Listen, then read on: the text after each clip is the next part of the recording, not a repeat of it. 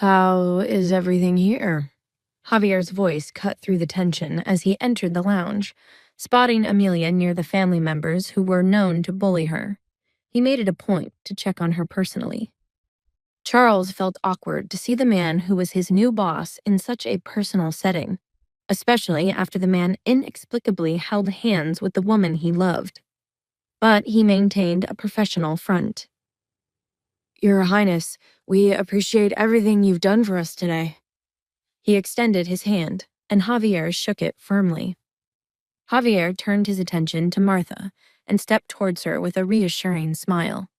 Gently taking her hand, he said, "Rest assured your son will be out of here soon." Martha exhaled deeply. With your word, Prince Javier, we can breathe a little easier. Thank you. He gave a soft smile, his voice calm and steady. Just doing my duty.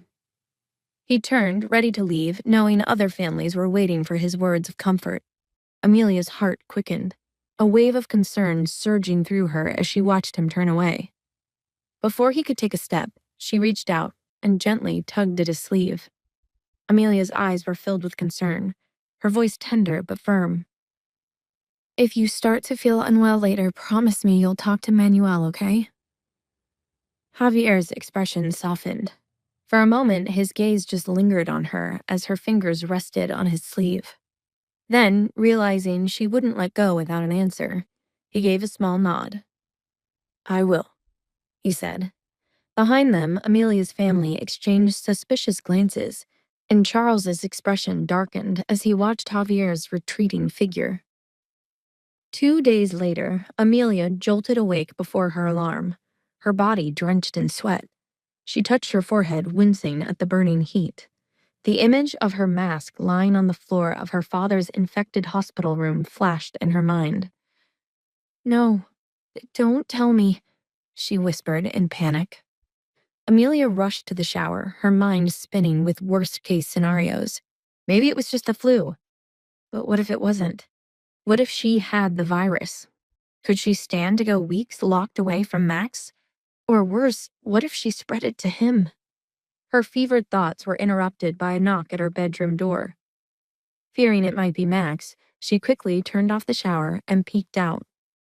Yes? The voice of a maid came from the other side of the door. Miss Rivera, are you awake? She asked the staff to wake her if she ever overslept. Clearing her throat, she called out hoarsely, I won't be having breakfast today. Tell them not to wait for me. The maid responded promptly. Understood, miss. Amelia sighed in relief as the maid's footsteps retreated. She wrapped herself in a towel and quickly began packing a small bag. Her movements were slow but deliberate. She needed to isolate herself from everyone in the villa just in case. Once Javier left to drop Max off at school, Amelia put on a mask and hurried downstairs. Mr. Grant, the butler, noticed her unusual behavior and approached her calmly. Good morning, Miss Rivera, he said, his tone measured. Amelia stepped back, keeping her nose and mouth covered. Mr. Grant, when Max and Javier return this afternoon, please let them know I won't be back for a few days. Is there an emergency? Mr. Grant asked, noting her tense expression. Not wanting to prematurely alarm everyone, she simply said, I'll discuss the situation with Javier when we speak tonight. Amelia took a taxi out of the villa. As she sat in the back seat of the car, her heart pounded as the fever coursed through her body. The world outside the window blurred in a dizzying whirl, and her mind was clouded with worry for Max and Javier. Whatever she had, she hoped she hadn't given it to them.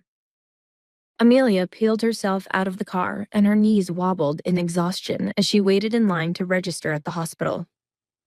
Just then, a familiar voice cut through her feverish haze. Amelia? Through her blurred vision, she saw Charles rushing toward her.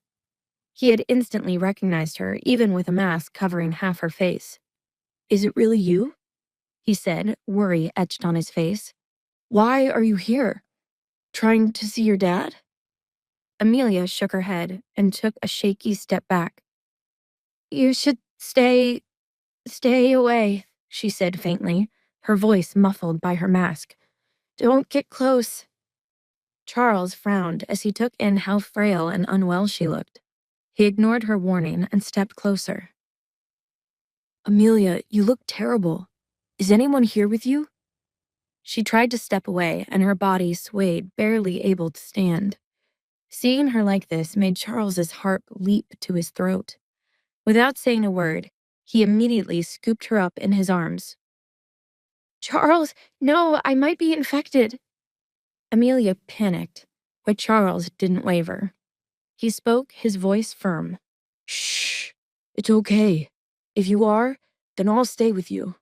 Don't be stupid. Amelia weakly hit his shoulder. You can't take this virus lightly. Save your energy. I'm not putting you down, he insisted, his arms securely around her. As her strength quickly faded, she gave up on the fight and rested her head against his shoulder. Staring up at Charles from this close, she noticed how his features had matured over the years. His youthful charm had been replaced by a steady, confident presence. Despite the current stressful circumstance, a small warmth bloomed in her chest. He felt a sense of ease when she finally accepted his care and smiled faintly. Though his eyes betrayed his worry, I won't let you deal with this alone. So, you just rest, and I'll get you seen by a doctor. Moments later, Charles got Amelia into an exam room. After numerous tests, she laid on the bed, her body drained. As promised, Charles stayed close by. He even held her hand during blood draws and encouraged her to sip water. Once the last examination was complete, she turned to him and said, My brain is so foggy that I didn't even get to ask about you. What were you doing at the hospital in the first place? Charles shrugged. I've been dealing with some insomnia and came to get some sleeping pills. The sleepless nights began the same day he saw her wrapped in an embrace with Thomas on the golf field. And after yesterday, the image of the prince holding Amelia's hand began to haunt his dreams. A doctor entered, flipping through a chart. It will take 2 days for the results to confirm whether you've contracted the virus, he explained. Unfortunately, we can't keep you in the hospital because the risk of cross-infection is too high. Amelia tightened her mask, her voice shaky. Based on what you've seen, do you think I've been infected? There's no way to know until the results are back, he said briefly, glancing at Charles. In the meantime, stay home and avoid contact with others. The doctor left hurriedly, leaving the room in silence. I need to make a phone call, Amelia whispered to Charles, her voice hoarse. She stepped away to find privacy. This is Mr. Grant speaking. Amelia summoned all her strength to sound steady. Mr. Grant, can I ask that you please disinfect the areas of the house I've interacted with, especially Max's room and the prince's study? Of course. But, Miss Rivera, can you tell me why such a request? The butler asked, concerned. Amelia kept her reply vague so as to not cause unnecessary panic. There are just a lot of germs going around, best to be safe. Without waiting for a response, she ended the call. Just then, her gaze landed on another contact in her phone. Future husband. After a brief hesitation, she hit call, but wasn't expecting Javier to answer at all, let alone answer on the first ring. What's wrong?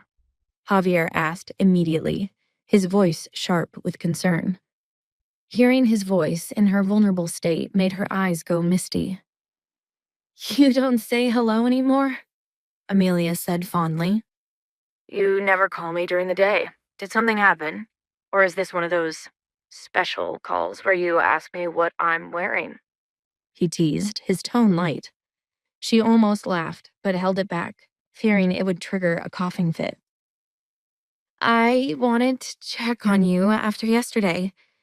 Do you have any fever? Dizziness? Why the sudden worry? He asked, his voice softening. As your unofficial nurse, I'm always worried about your health, especially when you push yourself too hard. He smiled warmly. I'm fine. What about you? Amelia didn't want to be a distraction while he was busy at work, so she lied. I'm okay, she said faintly. I recall you offered me a thank you dinner, but you never responded to my counterproposal, Javier said with a sly tone. She remembered his shameless suggestion and shook her head, too tired to respond in kind. Dinner is the most I can promise right now.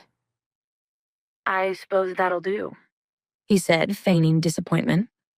But you better not stand me up this time. I'll leave the office early. Dinner tonight, then? She heard Victor call for him urgently in the background, and Javier hung up before she could refute. He said dinner tonight? Shoot. That would be impossible in her condition. She stared at the phone for a moment and began to compose a text to tell him tonight wouldn't work. But before she could hit send, Charles returned with a bag of medicine and stole her attention. The doctor says you're done so we can leave, Charles said gently, and picked her up again. Charles, you shouldn't, she protested weakly. You're too weak to walk.